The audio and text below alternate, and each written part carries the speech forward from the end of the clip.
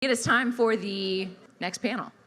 On Druze feminism and the development of identity, we have three, I am so honored to call them, I have three friends up here who would love to tell you about their amazing research. We have Lama Karame, Shadi Radwan, Deena Ziad Naime. Lama will be our first speaker, and I will read her bio to you now. Lama is a PhD candidate in do you like the new degree I just gave you? Socio-legal studies at the University of Oxford and an adjunct faculty member at the Department of Criminology, Law, and Society at George Mason University. Her doctoral research explores the socio-legal conceptualization of childhood through an ethnographic study of juvenile courts in Lebanon. Lama is also a lawyer at the Beirut Bar Association with extensive experience in human rights litigation and legal advocacy. That's what we like to call a triple threat. Lama's talk today is titled "The Druze Personal Status Law in Lebanon, Developing Deference to the State."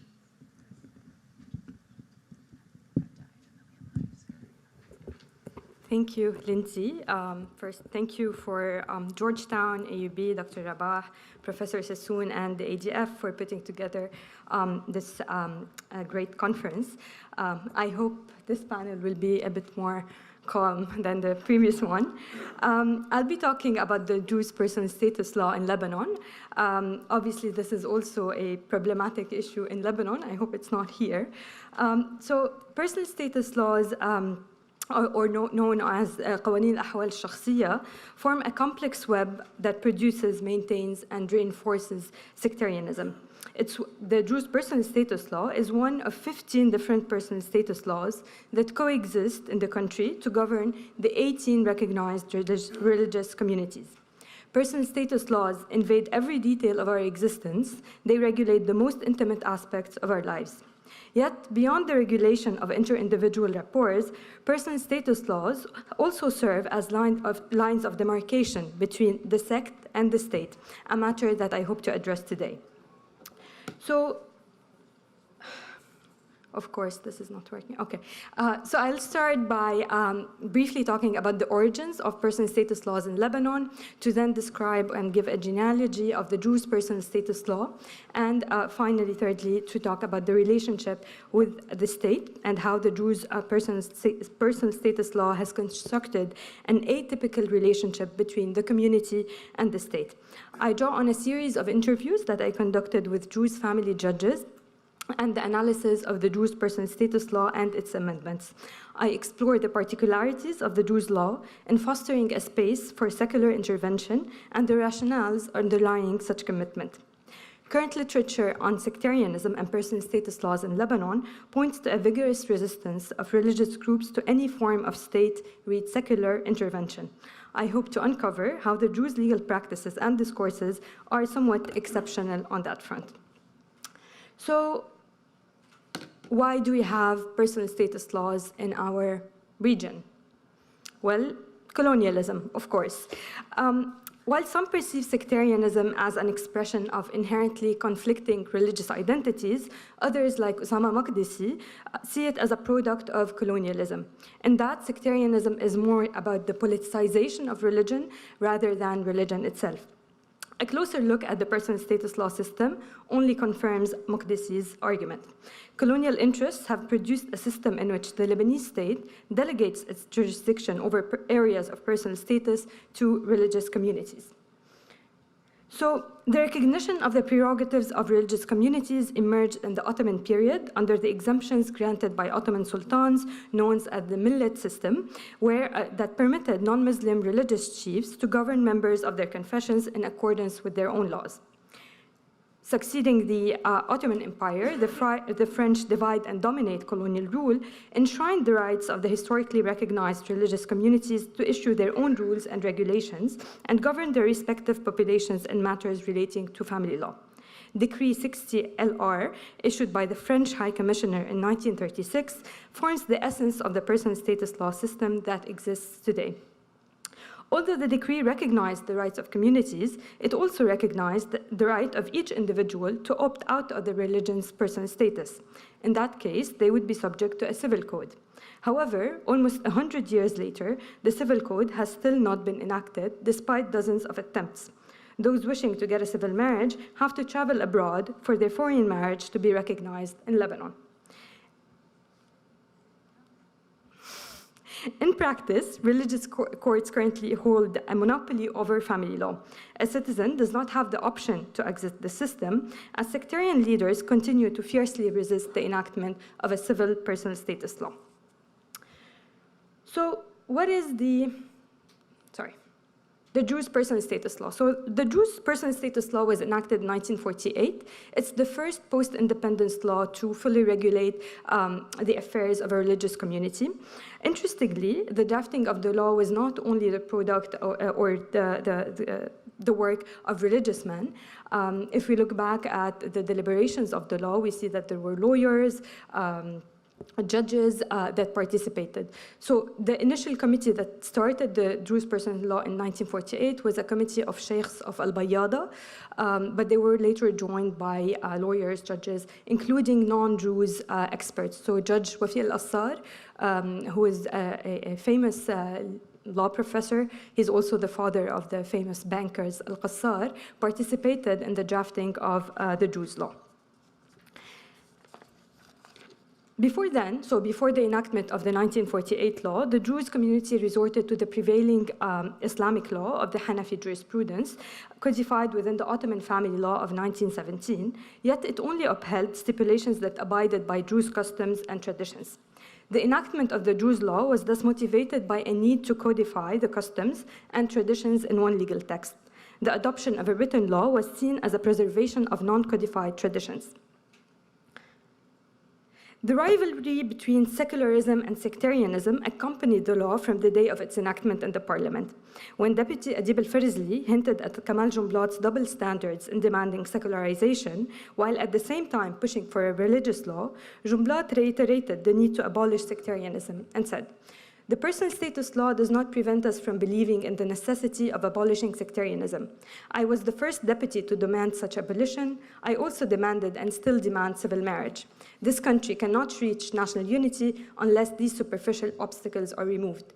As long as Christians and Muslims do not intermarry, we cannot reach this national unity. I'm waiting for the government to propose an optional civil marriage system. Meanwhile, I ask the Honorable Parliament to endorse the project of a Druze personal status law, not because it's an evolutionary idea in Lebanon, not because it's a custom, but on the grounds that it presents an evolutionary idea in Lebanon. The Druze are like Protestants in Islam who have deviated from Islamic law." Deputy Bahij Taqiyuddin also defended the law against accusations of confessionalism, saying, "Let's not set up a race in secularism. There is a need for a Druze law up until we get rid of the yoke of sectarianism." The successors of Farizli, Jumblat, Assar are still discussing the abolishment of sectarianism 75 years later today.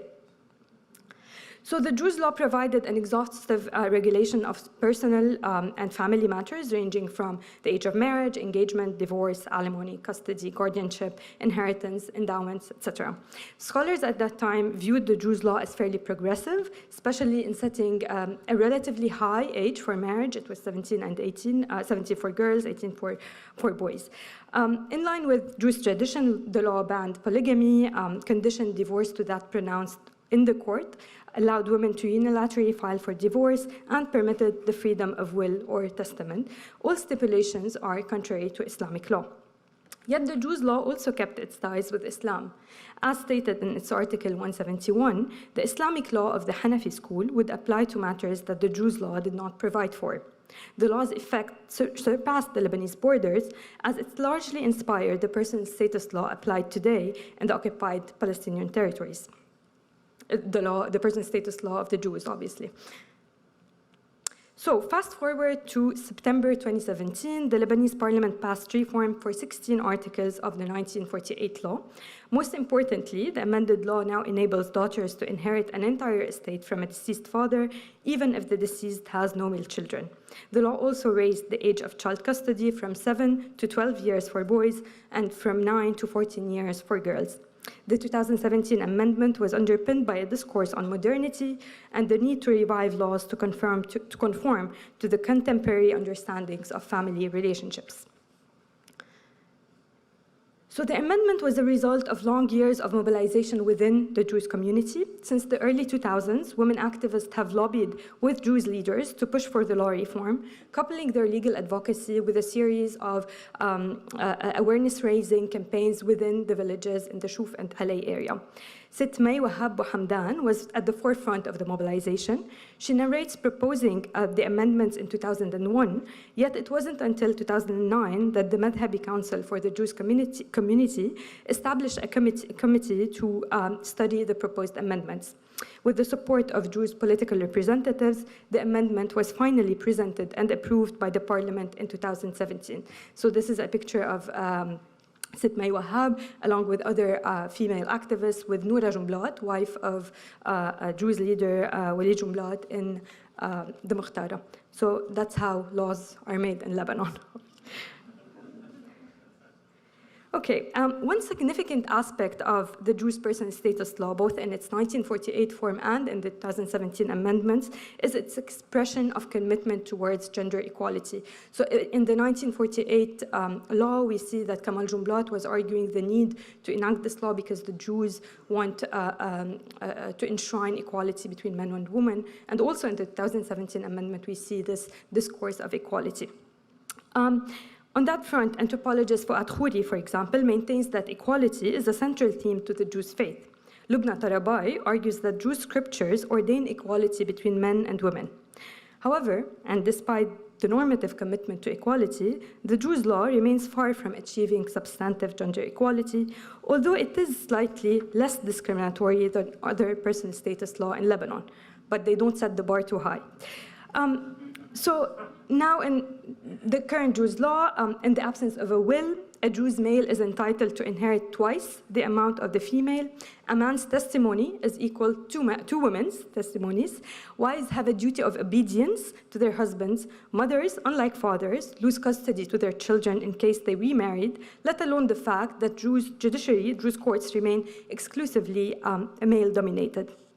Iqbal Azzam's work demonstrates that there is a serious gap between the ideal status of women in Al-Tawheed and their actual life experiences, which remain very far from achieving gender equality.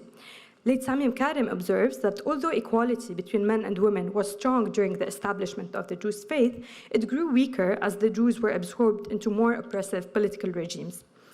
Beyond the Druze case, and as Maya Mekdashi argues, law and secularism in Lebanon work hand in hand to construct a sectarian identity, an intertwinement of sect and sex. So how does the law, the Druze law, along with judicial discourses, perceive the relationship of the Druze sect with the state? Well beyond the meanings attributed to the law's actual content, the Druze person status law, along with the law on the regulation of the Druze judiciary of 1960, carry an important socio-political significance in dictating an unusual relationship with the state. Before 1960, the Qadi al-Mazhab position was an honorary one. Most religious judges were primarily civil judges serving in the state, so in the regular judicial system, and they were delegated to serve in addition to their original judicial post as Qadi Madhab. With the law on the regulation of the Druze justice enacted in 1960, the Qadi Madhab position became a separate judicial post, and Madhabi courts were integrated within the administrative structure of the Lebanese state. Today, Druze courts are subordinate to the Ministry of Justice. Accordingly, judges in Druze courts are part of the public sector. They are appointed based on the recommendation of the Minister of Justice after consultation with the Supreme Druze Council, Mashayikhat al-Aql, and their salaries and budget are funded by the ministry. This is not the case for Ja'fari and Sunni courts, who are under the authority of the Prime Minister's office. The two Muslim sects have opted to follow the Prime Minister's office as the highest Sunni position in the executive branch in order to guarantee that they will not be under the authority of a non-Muslim, since the Ministry of Justice sect is not pre-allocated.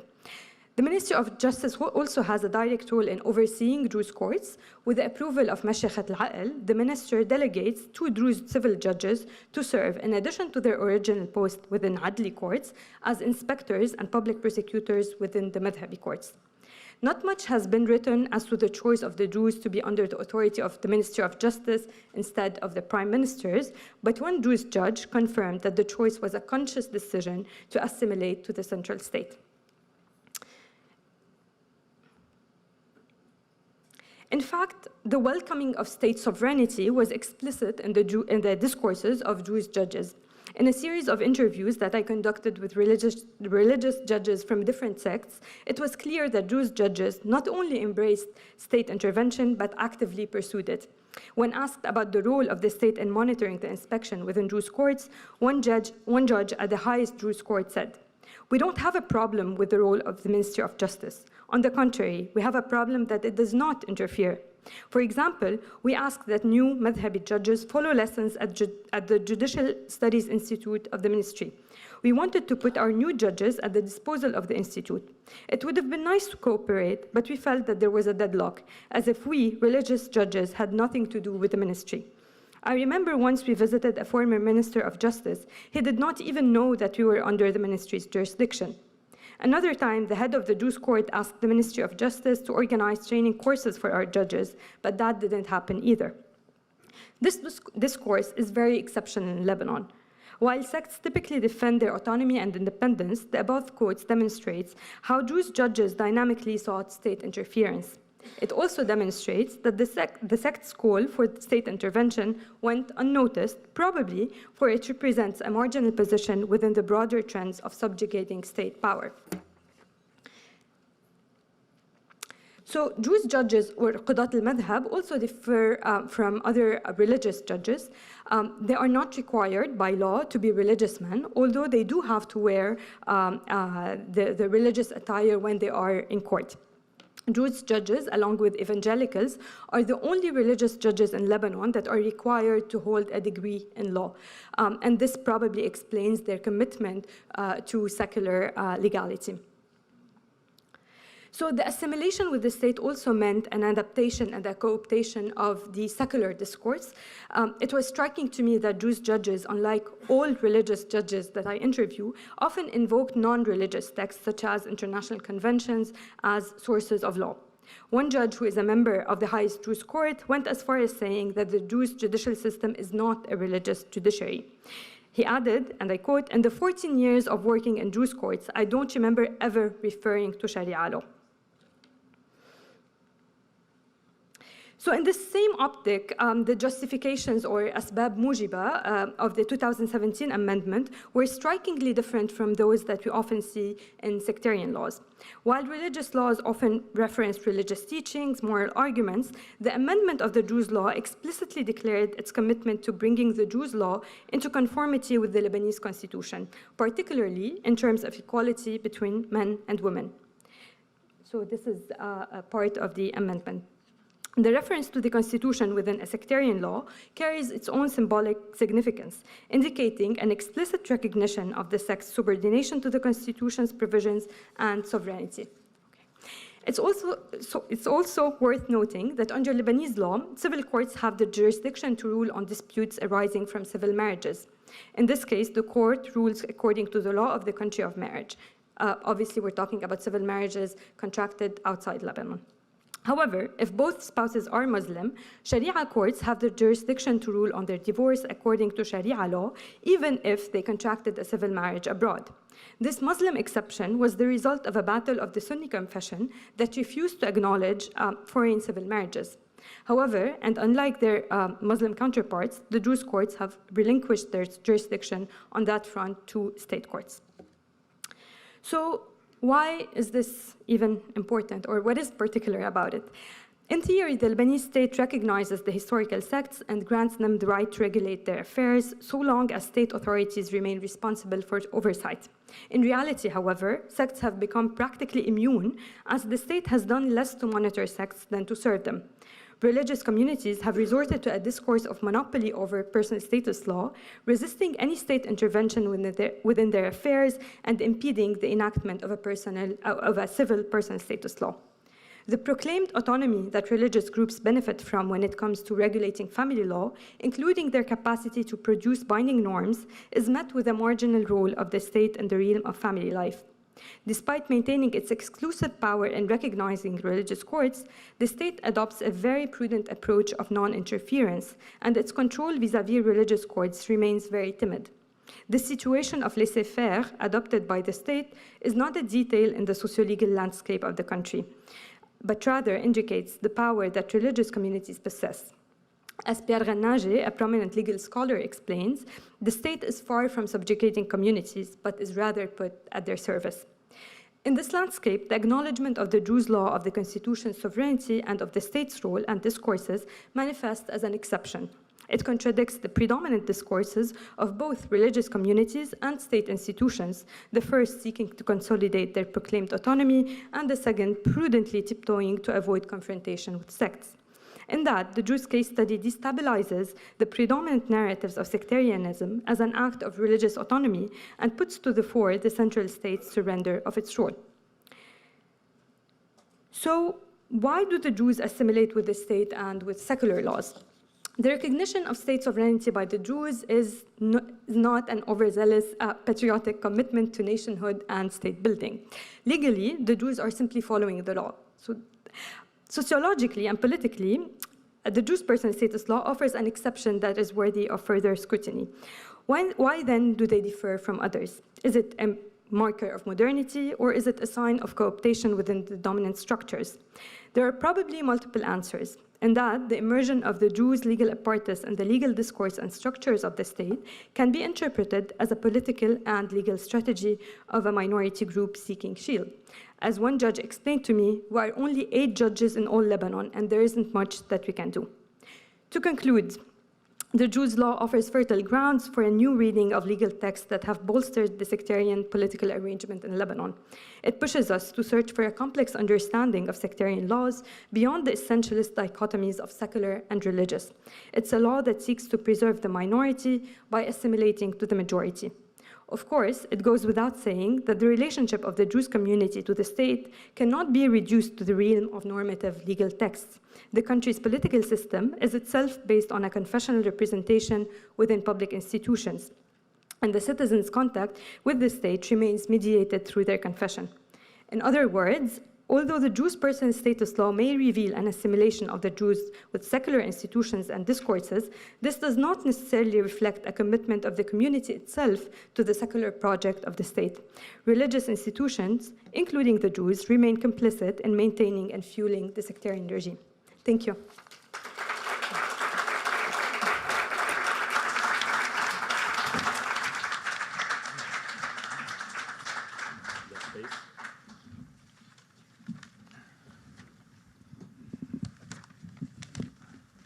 Our second speaker is Shadi Radwan. Shadi is an applied anthropologist who conducts qualitative research on a variety of topics in anthropology, public health, and the health sciences.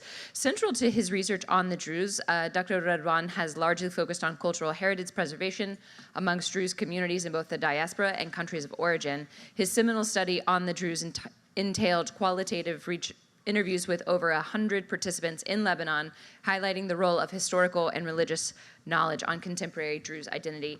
His paper is entitled Revisiting and Revising, a Reflection on Fundamental Aspects of Druze Identity in North America. Thank you. Good afternoon. I'll go ahead and get started so we have some time for questions and answers at the end. Thank you for the good intro. I'll just also mention that a variety of the other research projects that I'm involved with include suicide prevention among veterans. I work for the Department of Veterans Affairs, assessing hospital fall risks, you name it, lots of topics, PAP adherence, all this stuff. And you're probably wondering what an applied anthropologist is doing working at the VA. I'm a qualitative researcher, and it takes people to talk to people. And we'll touch on the importance of doing that simple task in research today. So, nearly 15 years ago, I conducted a research study to understand perspectives on Druze identity in North America. My findings included identifying a collective knowledge gap and a need to improve educational resources focused on Druze history and the basic tenets of the faith. These findings became the jumping point for more complex studies that followed, including my efforts in 2014 to understand cultural heritage or intangible cultural heritage among the Druze in Lebanon. In today's talk, I'll revisit my original thesis study that began back in 2007 and reframe my earlier findings. I'll share participant feedback that describes the formative challenges that Druze individuals face in preserving a sense of community and distinct ethno-religious identity in the North American diaspora. I'll also discuss the role that the American Druze Society, or ADS, and the Canadian Druze Society, or CDS, has had in promulgating Druze cultural practices. And I'll also be sharing a lot of nice old pics with y'all. This pic in particular, you can see it's dated at 1946, and it takes place at somebody's house from Beit el-Hayek, and in 1946 was the transition that al-Bakura became the American Druze Society. I don't remember off the top of my head how old al-Bakura is. It might be as old as 1906, but I do know it's the oldest Arab American mutual aid society, thus the ADS is. Back in 2008, well before I conducted my seminal research on preserving intangible cultural heritage in Lebanon, I asked Druze in the US and in Canada to participate in either a survey or a semi-structured interview. I also did participant observation in Michigan.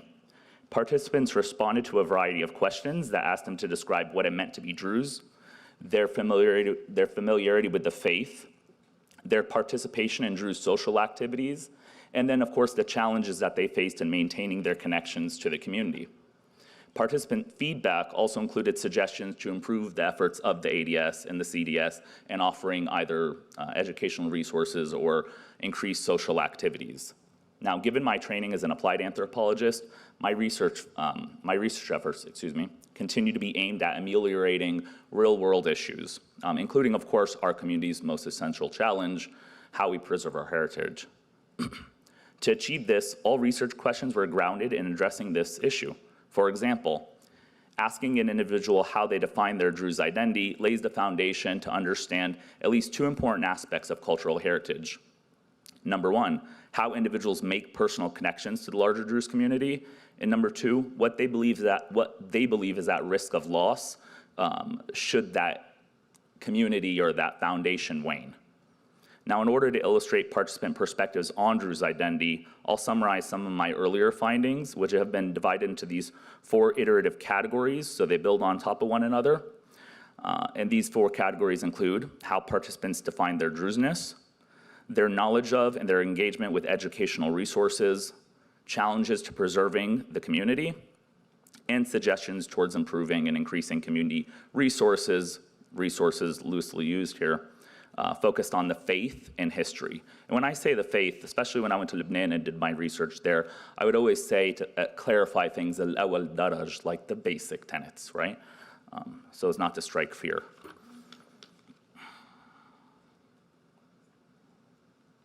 Where am I aiming this at? Oh, there we go.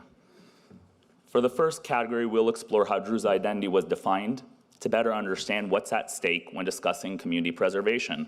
When asked to describe the Druze faith, many used phrases like strict, not open, no converts, and other phrases like oneness or unity. The faith was also associated with other religious and philosophical systems such as Neoplatonism, Islam, Christianity, Judaism, Gnosticism, Unitarianism, so on. Some believe that it was more accurate to describe Druze beliefs as a philosophy rather than a religion, while others emphasized monotheism at its core. A few individuals described traits they considered particular to the Druze, namely a belief in reincarnation or a lack of having places to worship, churches, mosques, synagogues, and something equivalent to that effect. When comparing the faith to other religious groups, some perceived it to be a branch of Islam, and some said that they shared the same tenets with other monotheistic faiths across the board. Individuals were also asked about their participation in Druze activities in the US and Canada, and some activities they mentioned were organized by the ADS or the CDS, but also they mentioned things like attending birthday parties for fellow Druze and weddings and funerals. We all know funerals bring communities together. You see people that you haven't seen in many years. Now, others mentioned things like traveling to Lebanon with family members or for family reunions, and a few said that they had no local chapter of the ADS or the CDS, or they simply chose not to participate. So I had a good sample, I'd say. One person explained that he initially believed the ADS convention was, quote, very superficial and expensive, but he went on to say that he was glad that he gave it a second chance and he had a much better time on his subsequent experience. he might have found the click.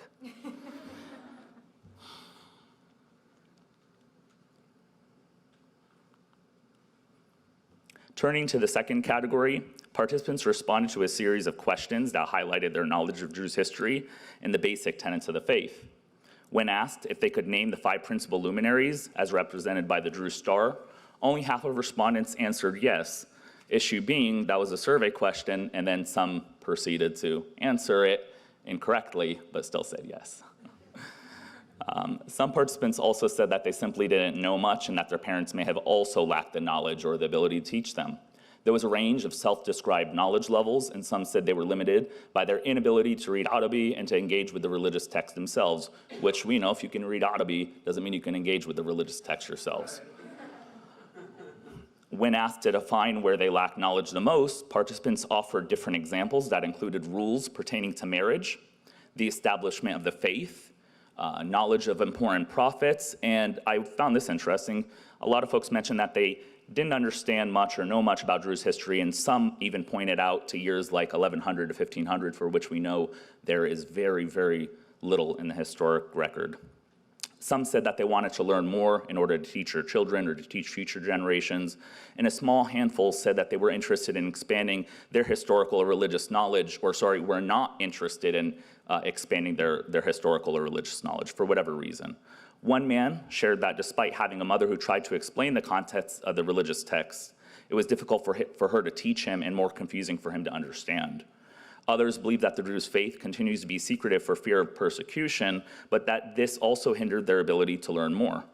As another participant put it, quote, I'm not sure the reason for secrecy exists any longer, but those in charge maintain a tight lid on accurate knowledge about the religion. As a result, there's a lot of misinformation out there, both verbal and written.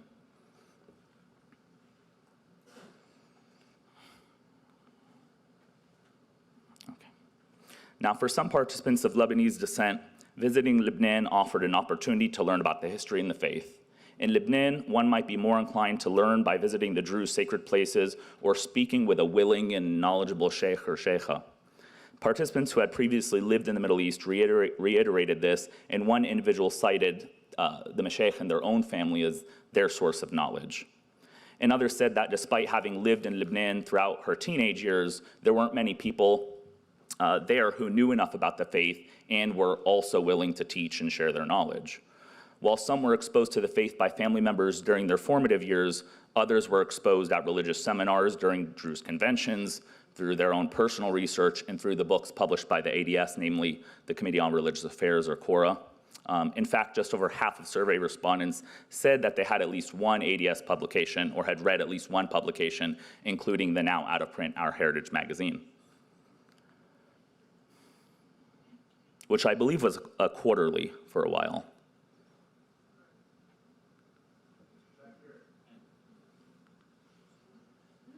Where am I? Oh, okay. I didn't even click at that time.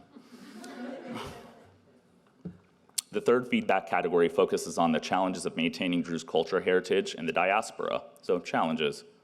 When asked if they believed the Druze community in the US or Canada was unified and cohesive, there was a nearly even split among the respondents. Challenges the community faces in the diaspora are varied, and they include a potential loss of traditional values and identity, which were linked to the lack of educational resources. Some describe their fellow Druze as leading busy lives and rarely interacting with one another or becoming westernized. One person described the community as having difficulty balancing heritage with modernity and, quote, being an insignificant minority in a pluralistic secular society.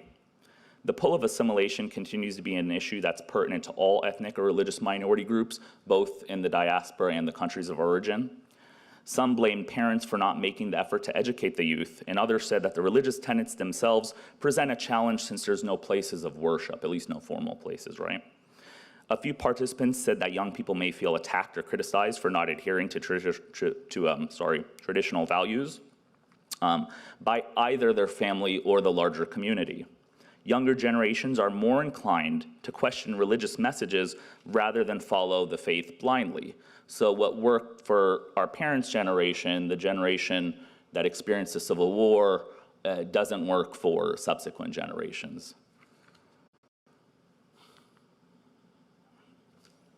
One commonly discussed challenge was exogamy, or marriage outside of the community. Despite varied opinions about exogamy, 78% of respondents said that it represented a threat to the continuation of the community. Restrictions on dating and marriage were difficult to navigate for many, and dating among Druze could also be complicated. We understand that many relationships have to be long distance. Sometimes dating is near engagement. And you've got to attend ADS and CDS conventions to meet people in the first place. However, since this study, ever-expanding social media options and the advent of Druze dating apps have likely changed the landscape of how singles meet and how they communicate. The ramifications of exogamy and the judgment of others was best described by one person who explained, quote, "I have family members who have married outside the religion, and I think that's their decision and no one else's. I find comments from the community about Druze who do such things hurtful, and it makes me want to distance myself from them." Respondents were also asked if the community was losing its distinct identity and if it was more difficult to maintain in the diaspora than in the countries of origin. For both of these questions, approximately 70% of respondents said yes. Now, some predicted that Druze communities in the US and Canada would diminish, losing their faith and customs, but others were much more optimistic.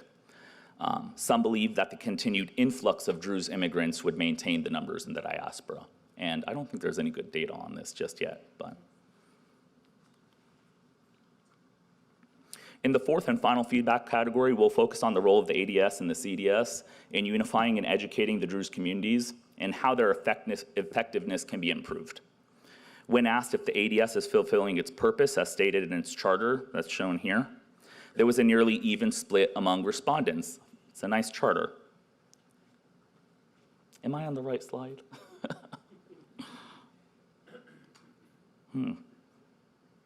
There we go. Now, the role of the ADS was described as offering publications, networking opportunities to keep people connected, offering aid to those in need, fundraising for Druze-related causes, and to provide a sense of community outside of the homeland. None of this is surprising. Conversely, the ADS was also seen as neglecting its role by focusing too heavily on social events and on connecting singles rather than offering expanded educational resources or for allowing politics to divide the community. When asked whether or not the ADS conventions were serving their purpose, 2/3 of the respondents said yes. However, critiques of conventions were common and included one individual who said, quote, "They should be responsible for uniting Druze in the US through less glamorous venues so that all can participate, and the focus can be on our faith and not what outfit or dress someone is wearing." Others said that conventions should offer more cultural and religious seminars, which have actually increased in the years following this original study, going back to 2008. Some also emphasized that the responsibility to learn was on the individual, and that personal motivation was key to community engagement. As one participant put it, quote, "A significant amount of our population doesn't care. Another part cares, but doesn't do anything about it. And another part cares, but doesn't know how to go about it." While parents, elders, and local ADS chapters were described as sources of learning, a few stated that their parents were not knowledgeable enough to offer accurate information. Publications on the Druze were described as either difficult to come by, we know that there's far fewer in English, and likewise internet resources were seen by some to be problematic and have some inaccuracies. For example, I am the citation on Wikipedia for Druze world population figures, and I don't know why.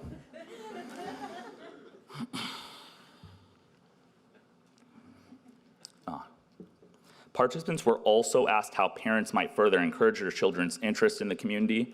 Some said that they could facilitate children's involvement by sharing Druze stories, teaching them Arabic, taking them to the ADS or CDS functions. Parents were also warned not to force their beliefs or force beliefs on their children for risk of pushing them away, and to temper their messages and make them sound more logical. Adding to this, one participant said that parents should offer a more realistic rather than fantastic historical narrative and avoid fear-mongering. Finally, participants were asked to offer suggestions about new activities, approaches, or techniques that the ADS and the CDS might implement to better promote community participation. Some of these are on the slide here. Some suggestions were particularly detailed, and a few of these have since been implemented. For example, one participant called for an educational family retreat with outdoor activities in lieu of more lavish conventions, while another described having a blog or weekly chat sessions. All of these things we know have come to take place, even if they're not being sustained. Some called for more publications in a structured educational curriculum that all could agree upon. Learning should be made enjoyable for young Druze, particularly children, and should focus on elements that don't clash with sort of our values here in the diaspora, or Western society, if you will. And a final common suggestion was the benefit of involving Druze youth in leadership positions throughout the ADS and the CDS. So rather than simply encourage young adults to participate, their future involvement in leading these groups or these societies was integral to their continuation. Now, all of the participant feedback I shared with you today helps us understand how Druze individuals perceive their shared identity, illuminating the processes by which culture and heritage are formed and preserved in the diaspora. Understanding how individuals relate to the Druze community allowed me to further explore the role of American Druze and Canadian Druze societies in promulgating knowledge and encouraging fellowship. My findings led me to believe that improving cultural literacy within the community could strengthen individuals' ties to their shared identity and to one another. Put differently, efforts to expand and improve educational resources focused on our history and the basic tenets of our faith empower individuals to learn and to connect. Encouraging this sort of active inquiry is a necessary step to equipping the Druze community with the right tools that align with our values here in the North American diaspora. Now, as an example of this, participants expressed their need to learn about their history and their faith on their own terms, rather than simply being told that we're somehow special or different. Especially among newer generations, the ability to question the norm, to think critically, and to freely explore the complexities of our identity cannot be understated. Through feedback we explore today, we're left with the question, how can a community whose religious tenets remain clandestine even from themselves remain distinct in the diaspora? Despite this daunting challenge, Druze identity has proven resilient, and a number of transnational Druze societies have come up all over the world.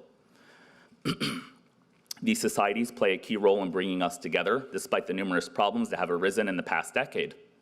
As an example of this, a majority of participant suggestions for new or improved educational resources and social activities have been developed since 2008. And finally, I really want this last slide to come up. There we go. Although not all efforts have been roundly successful, both the ADS and CDS, as well as knowledgeable and motivated individuals across the community, have developed online religious seminars or religious retreats. There's forthcoming publications for the youth. And there was a strategic summit back in 2012 where community goals were established. Participant feedback also inspired me to become more involved with the American Druze Society, and I was on Quora from 2010 to 2015. The continued projects of committees like Quora, as well as grassroots efforts, sort of outside of the purview of the ADS or CDS, are heartening. In fact, just last weekend, the American Druze Youth Association held a 3-day event in Tampa Bay that brought together folks from across the US and Canada. Now, having been born and raised in the greater Tampa Bay area, seeing so many Druze come together in one place was in my own hometown, was just something I never thought I would see. It was shocking. And it was wonderful. And yeah, heartening once again. It's my belief that our community has a bright future. And I'm hopeful that applied research has a path, to sort of lay out that path, right? Okay, that's all for me.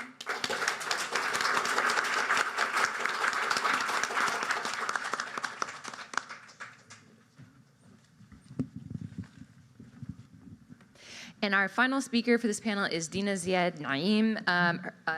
Deena is a PhD candidate in the Department of American Studies and Ethnicity at the University of Southern California. Her project centers women's spaces fostered in Druze communities in the Levant and the North American diaspora in order to theorize the concept of Druze feminism, as well as the cultivation of spaces of intimacy and care among women as potentially radical interventions in feminist research and methodology.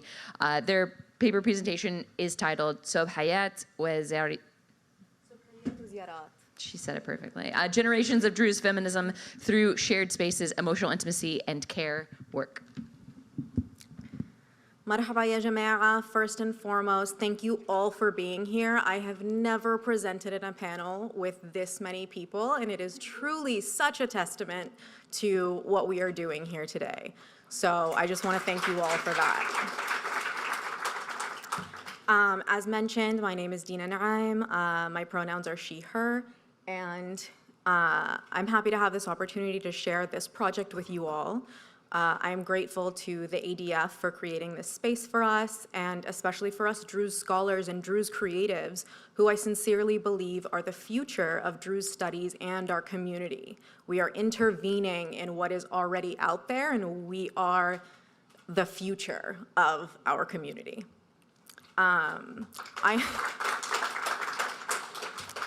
I am also endlessly grateful to my mom, Wafa, who has instilled an understanding of what Druze feminism is and could be simply through the ways she embodies it herself. I also want to preface with this talk with the fact that I will try not to go for a full 25 minutes because I'd love to have some extra time at the end of our session for more of a discussion, especially as you'll see, informal discussion really, I think, is the bread and butter of what we do in our community. So as a feminist scholar, I also want to start by situating myself within the context of my project as well as this conference.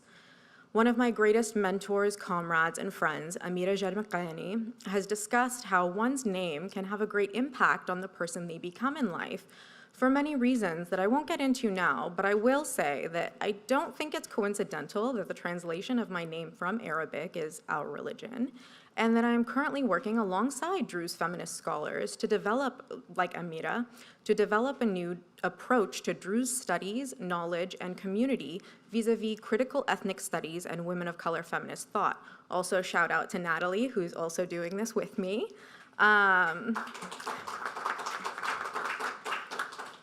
For those who haven't picked up on it yet, I am a very proud Druze Arab in the least hetero-nationalist and exceptionalist way possible.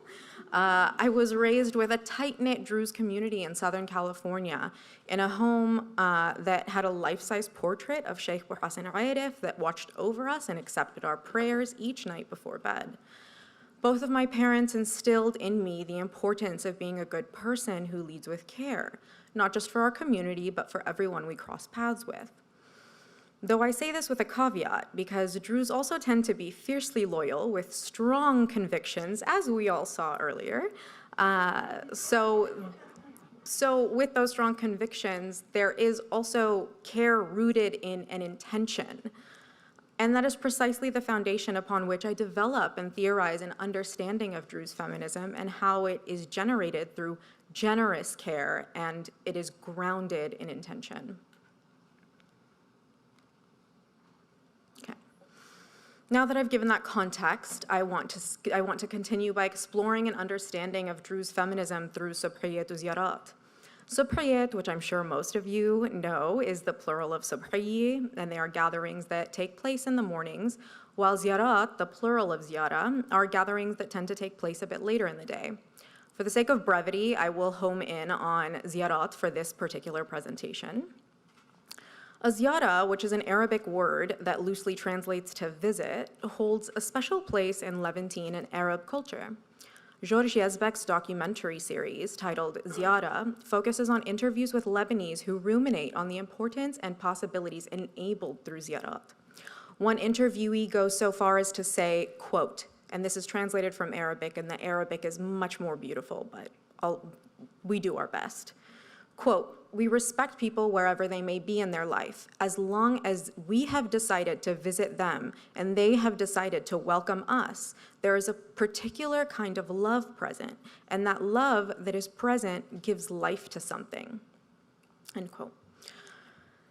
In my fieldwork and interviews with Druze folks, they identify ziyarat within the Druze community as gatherings where women, primarily, can get together in a more intimate, informal setting.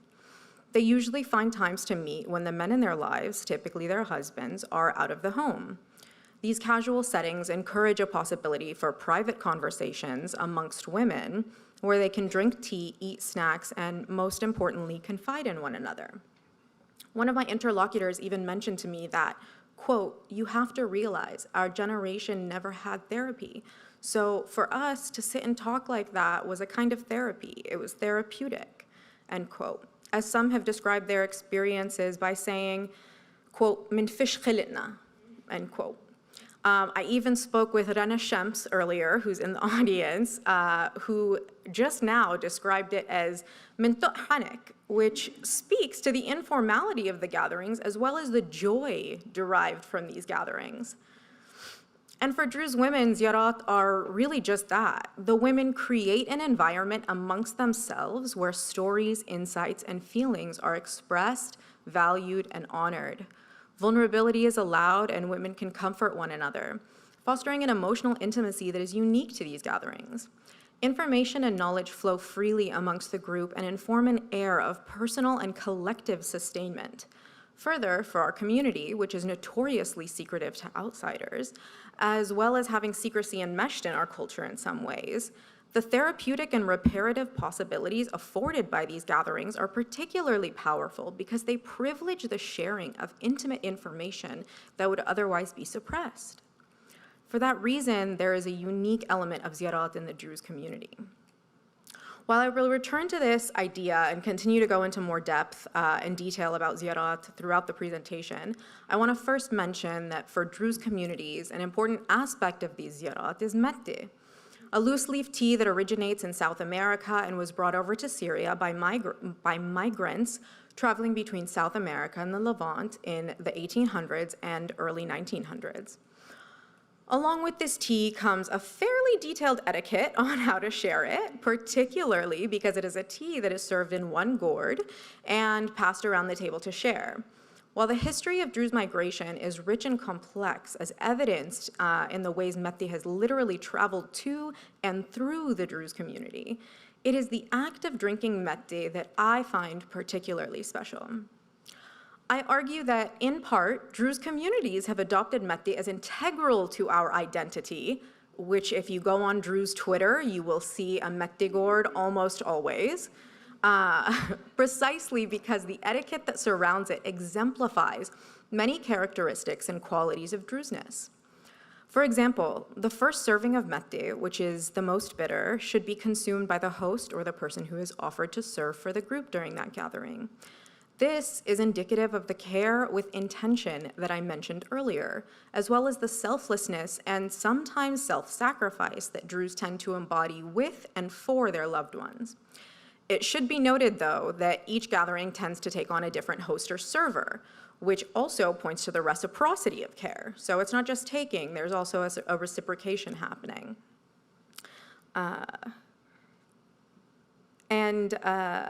Further, mette is shared in a single gourd, so each member of the group is expected to show patience and embrace the communal nature of the gathering. This critically demonstrates a core facet of Druze culture, the unparalleled value of community. It is precisely that community within which we, as Druze, take refuge, though there is a substantial amount of bittersweetness and complexity that comes along with that in our community. I attend to those complexities in my larger project. However, for now, I just would like to bring us back to ziyarat in the Druze community. And I apologize to my family who is in these photos because rahimawtuni, but it's fine. Importantly, and it's informal, you see it's informal. Importantly, the women's co-creation of the environment for ziyarat serves in many ways as a cornerstone of Druze community. Not only does it inform the women's lives, but it also becomes a pillar of their children's understanding of what it means to be Druze, especially in diaspora, where Druze gatherings are the primary exposure for religion and community. As Shadi gestured to, there are many problems with that. So I want to set the scene for us by offering a vignette of the typical ziyara that I grew up with in my Southern California daira. On a weekday afternoon, after being picked up from school, Mama would drive down Bloomfield to Tante Badr's house, the usual spot for the afternoon ziyara. When we arrived, we would ring the doorbell, comedically adorned with a metal covering of a debke dancer wearing the traditional shirwel, and be greeted by either Tante Badr or one of her children, Rana, Shadi, Mona, or Little Eddie, not to be confused with my brother Eddie, who he was named after. Real name Iyad, by the way. As soon as we arrived, we would head towards the kitchen where the women had begun gathering around the table. trickling in one by one depending on their schedules that day. I would greet all of my aunts in the brightly sunlit room, giving each one a hug and 2 kisses, one on each cheek, before scurrying off to the backyard to play. After a few minutes, I would return to the kitchen to get a cup of water, find a snack, or just say hi. The mette would likely be on its 2nd trip around the table after each of the women had a turn with it. Even as a child, I was well versed in that mette etiquette. The host drinks the first arara, then once she had taken her turn, she would use the sliver of lemon peel to clean off the bombija and give it a hint of citrus before adding in just a bit more mette, filling it with hot water and passing the gourd to the friend who was up next. On those afternoons, the process was repeated for at least an hour, usually closer to 2, while we as in the children, roamed around the house and yard, always popping into the women's gatherings to ask questions, get refreshments, or just sit with our moms and aunts. Those afternoons were removed from time and space because for that short part of the day, there was never anywhere else to be, or at least that's how it always felt. So I use this prose to illustrate how around every corner my mom ensured that I knew my culture, my faith, my background, and my community. Even my preschool teacher was a young Druze woman. Her family was close to ours, a part of a close community my mom formed for us. In fact, many of my childhood home movies were taken in their home, along with Salim and Badr Mirai's family and Amni Braini's family. We all lived within 10 minutes of each other. We went to the same schools, and we saw each other on a daily basis. Nearly every day that we were picked up from school, we went straight to someone's house, usually Tont Badr's because it was closest to all of our schools for their afternoon mette date. And I just want to pause and give a quick note here that I actually didn't go to the elementary school I was assigned to go to for my district, specifically because my mom wanted to put me in an elementary school that was close to Tont Badr's house so that she could pop in for some coffee and mette. So it was very deliberate. It was a standing appointment that never got canceled. Me and my cousins, also known as the Druze community, whom I am connected to, would watch TV, do our homework, eat snacks, take naps, or play in the yard while the women sat around the table passing the mette.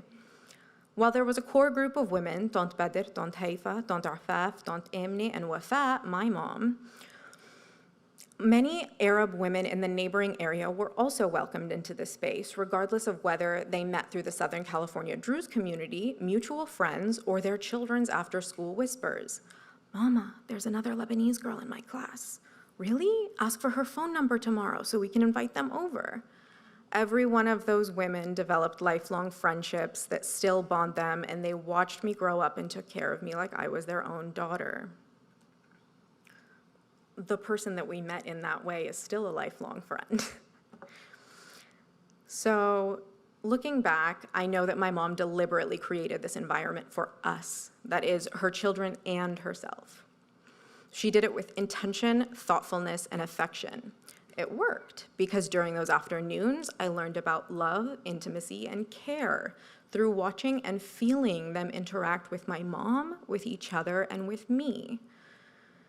Throughout my entire life, my mama taught me how to create my own environment with her seemingly effortless generation of Druze and often greater Arab community, as well as her commitment to navigating countless US American structures and institutions that are undeniably inaccessible.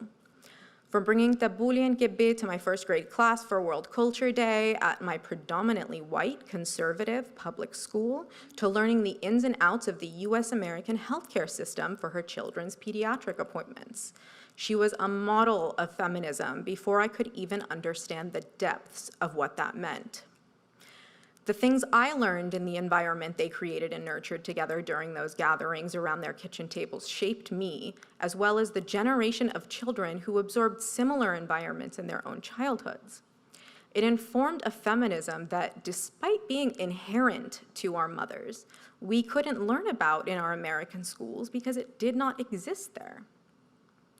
Thus, I look to Druze ziyarat as sites of feminism, knowledge, emotional intimacy, and care.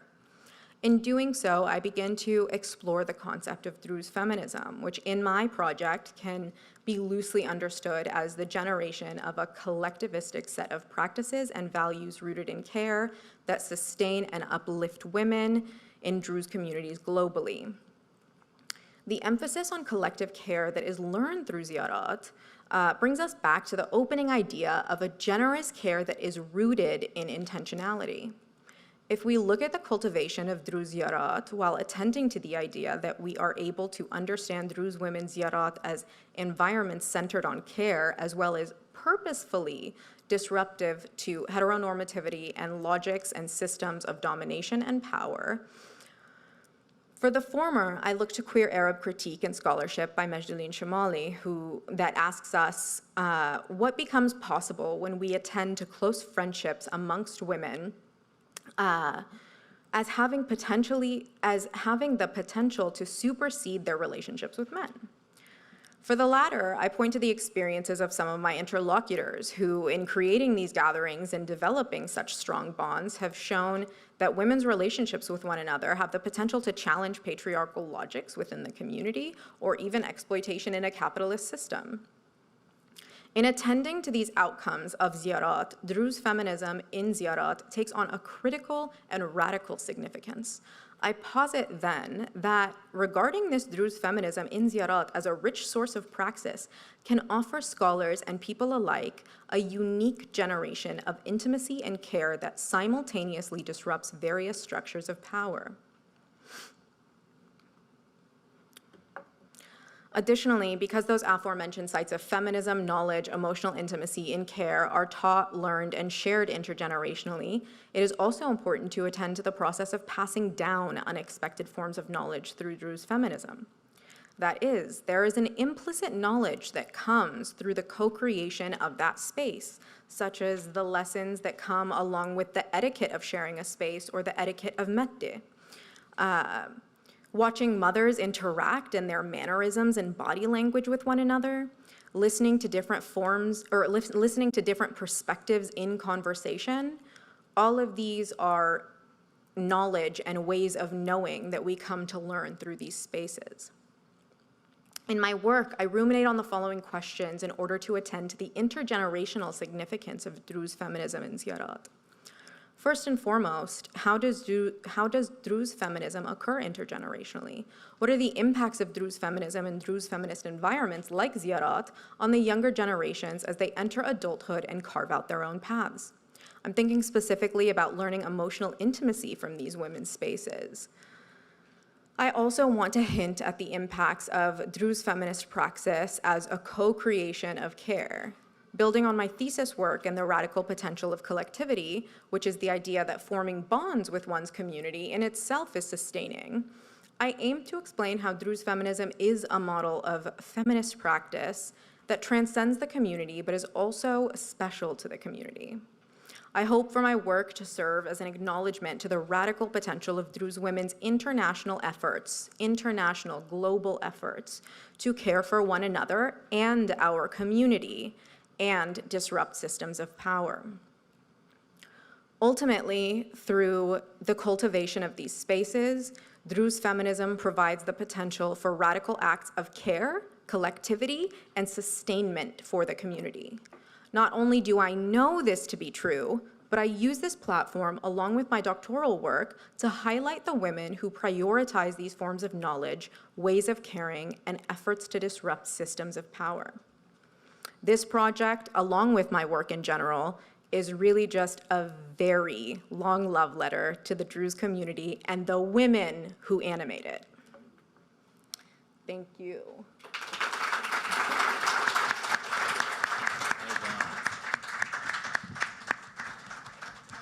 They are coming for the mics. I'm going to prioritize some voices we actually haven't heard yet today. Hi, y'all. Is this on? They're on.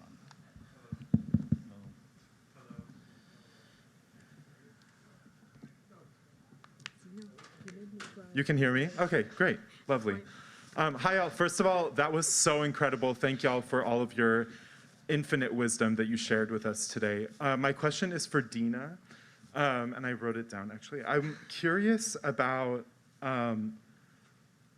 are there any ways in which ziyarat can or do reinforce patriarchy? I'm curious about, like, in your experience, have there been ways that patriarchy has infiltrated ziyarat or that the ziyarat have reinforced it? I love this question because it really gets at like the complexities of this space, right? So in a sense, yes, they do, simply because they are, oh, the mic? Can we hear? Is it good? Is this good? Okay. So yes, they do reinforce patriarchy in many ways simply because they are women's spaces. And if we take into consideration the fact that these are women's spaces where they primarily bring their children, and so I want to, make a distinction. I focused on ziyarat here today where children are typically present, but supriyat are very much just women's spaces where they don't have to worry about their children, pretty much because they're at school. And so that creates a very different affect, a very different feeling. So I want to note that.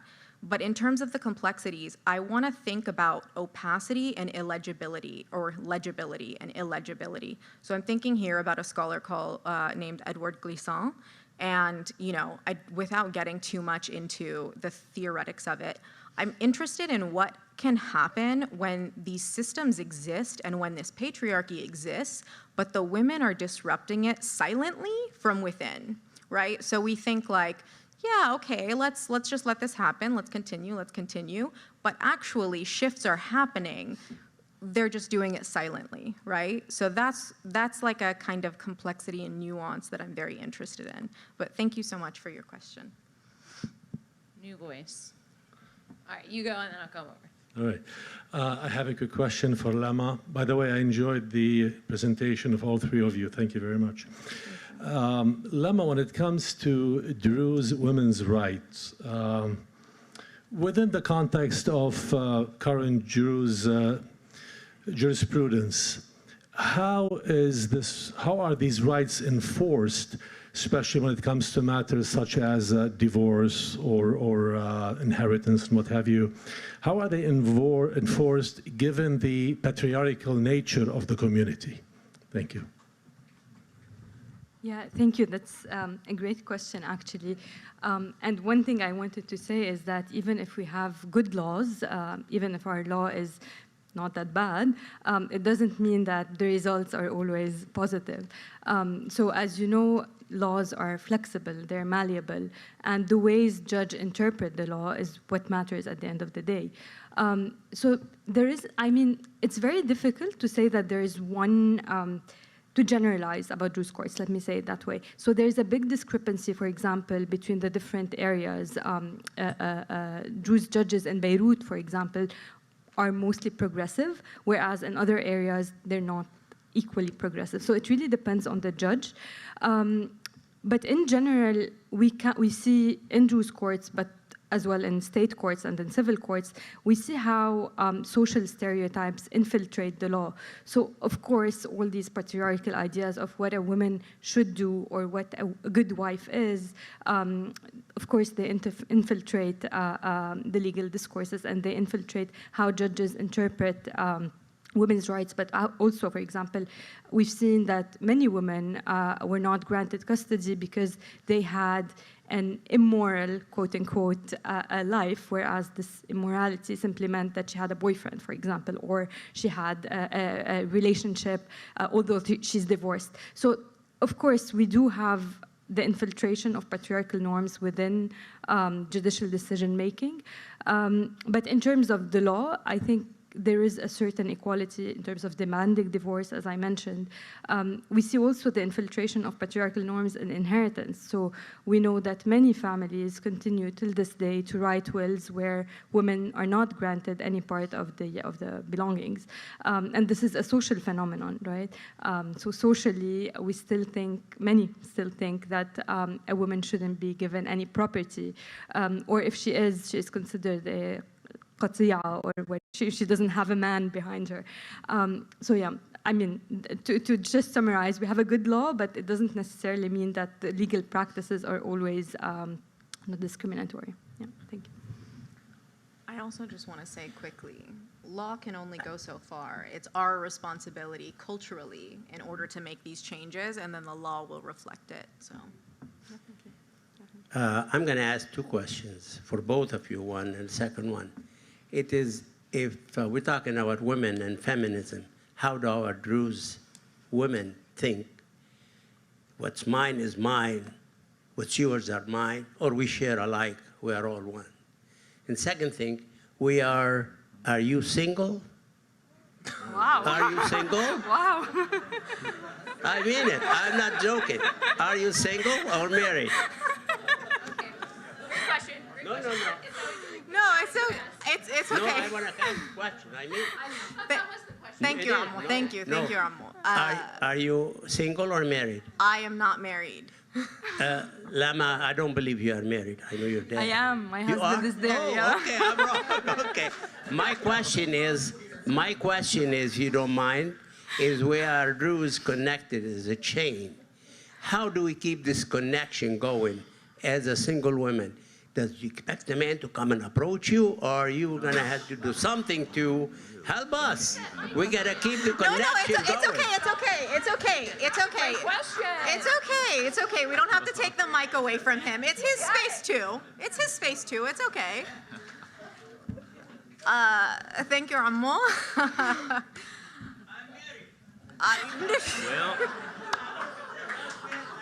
Listen, I think it's so important. This is a Druze space. I want to prioritize Druze voices all around, regardless. So I'm just going to say, it's really important there are different lenses and perspectives that I bring into my work that, basically say you don't have to maintain those specific ties in terms of marriage and reproduction in order to maintain your community and speak with care, right? So I have 6 nieces. All 3 of my siblings have 2 children each, and I act as much of a caretaker to them as I can, and I instill as much of the knowledge as I can in them. So that's, for example, that's one way. I think first and foremost, to answer that, we also have to look back to the community and what the community is reflecting on women, for example, single women, and make sure that we are making space for them to continue to participate in our community and not shame them in their participation in our community. So they absolutely participate, but it's on us and it's our responsibility collectively to make sure that they have space to continue participating in our community. Thank you for the question, Omar. There's something you said I want to object to. I'm kidding. I Thank was you gonna all say it has to be that faith in football, right? No, thank you, all 3 of you. What incredible presentations. I could go on for hours just asking questions, but I did have one. Are there other factors other than Mette that you also noticed that are particular to ziyarat in the diaspora community that is not existing in, say, the community in Lebanon or in other Arab communities? But Yeah. thank you guys. What a wonderful presentation. Yeah, so I mean, there are a couple of elements, right? And I don't. There's just so much to say. But like, for example, I'll reference the Subhiye as opposed to the Ziyara, just as like a rough example. Even in Subhiyet, when we're drinking coffee, we're drinking. Oh, you good? We're drinking ahwi. That's coming from the same raqwi, right? We might each have our own individual cups, but there's still a communal nature in that, right? And that's just Levantine culture, and that's Arab culture, and Turkish culture as well. But there's that, and there's that like communal aspect specifically for the Druze community.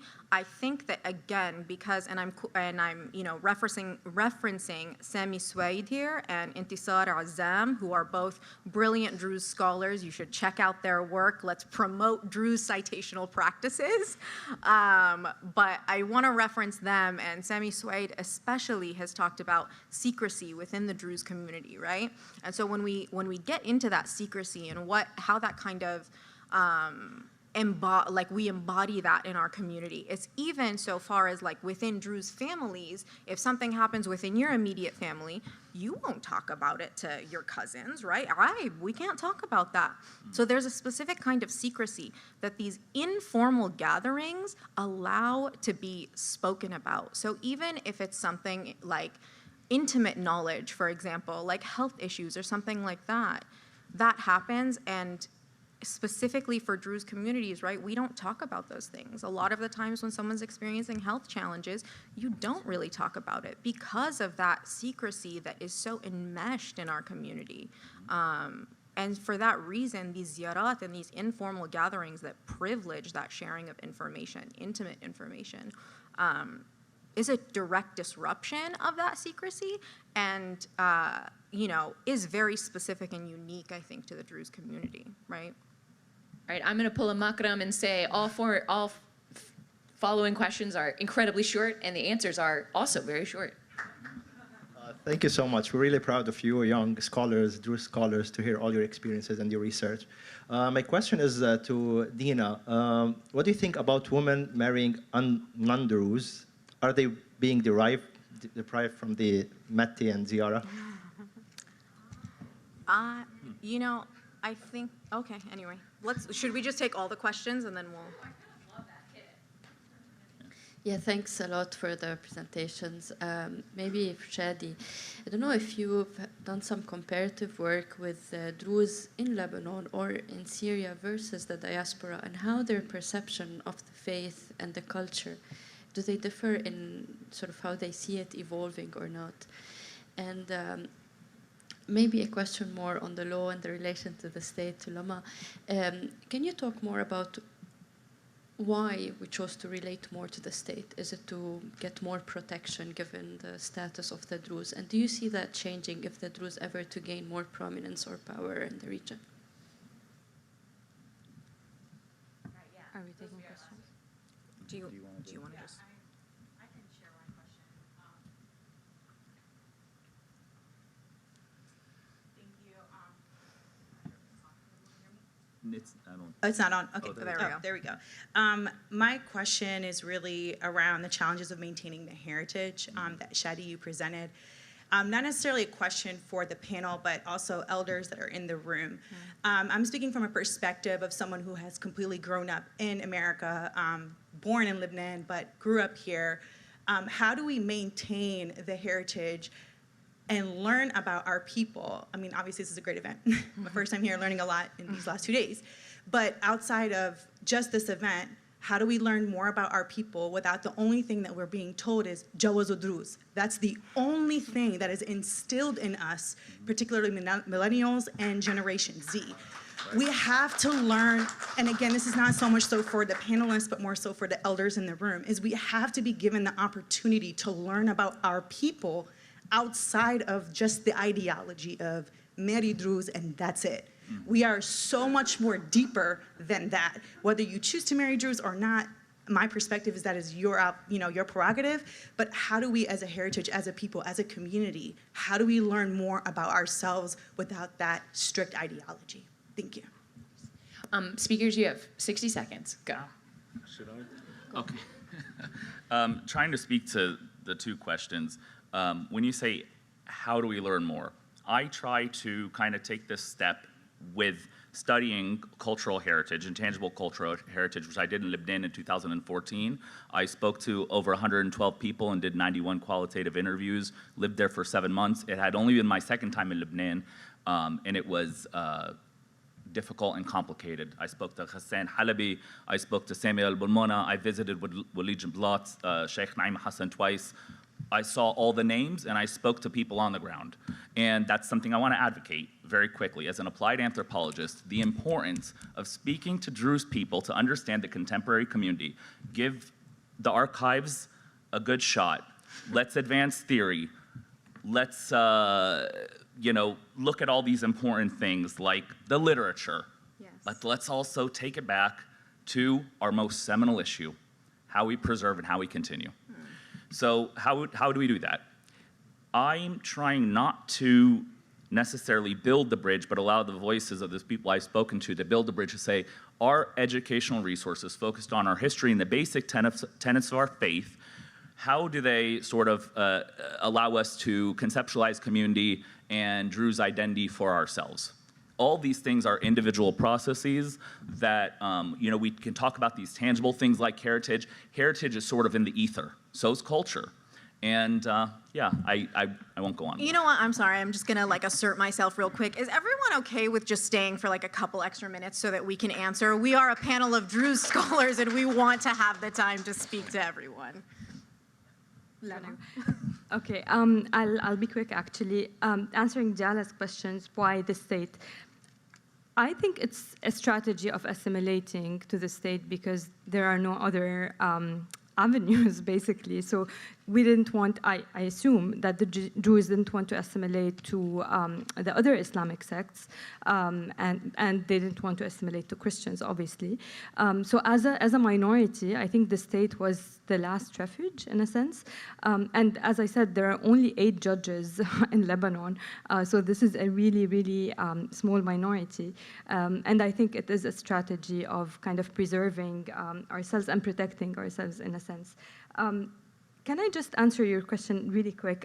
I don't have an answer, but I think these spaces are very important. I was just telling Deena, I've been in the US for a year or so, and I'm an academic. I don't do Druze studies, but I know anthropology, and I've never heard of Deena or Nathalie. I've never heard of their work, although we are in the same community. So I think these spaces are extremely important. And please allow me to say, I think we need to decolonize Druze studies, in a sense. So we need the voices of Druze participants. We also need to decolonize researching Druze. Obviously, archives are very important, but they're not everything. We are a country that was ravaged by war. Of course, we don't have full archives, but we have our grandfathers, our grandmothers, we have the family trees, and there are many, many, many ways to research the Druze beyond the classic methods and the classic methodologies. So I think no pressure to the ADF, but I think this is a very important discussion that needs to be continued as well. Yep. Brilliantly said. Just to answer your question very quickly, one thing I want to point to is if someone marries outside of the religion, my mom made sure that I knew انت مش شيخة أنا مش شيخة. I can't speak to the religious aspect of it, but culturally I can point to the fact that when a man marries outside of the religion, he's allotted a lot more flexibility in terms of his presence and connection to the community and the presence and connection that his children are able to maintain for the community. So why are we not allotting that same flexibility for women in our community who marry outside of the religion? Unless they are from powerful families, obviously. Unless they are from powerful families and there enters class. Then they get George Clooney. What an amazing panel.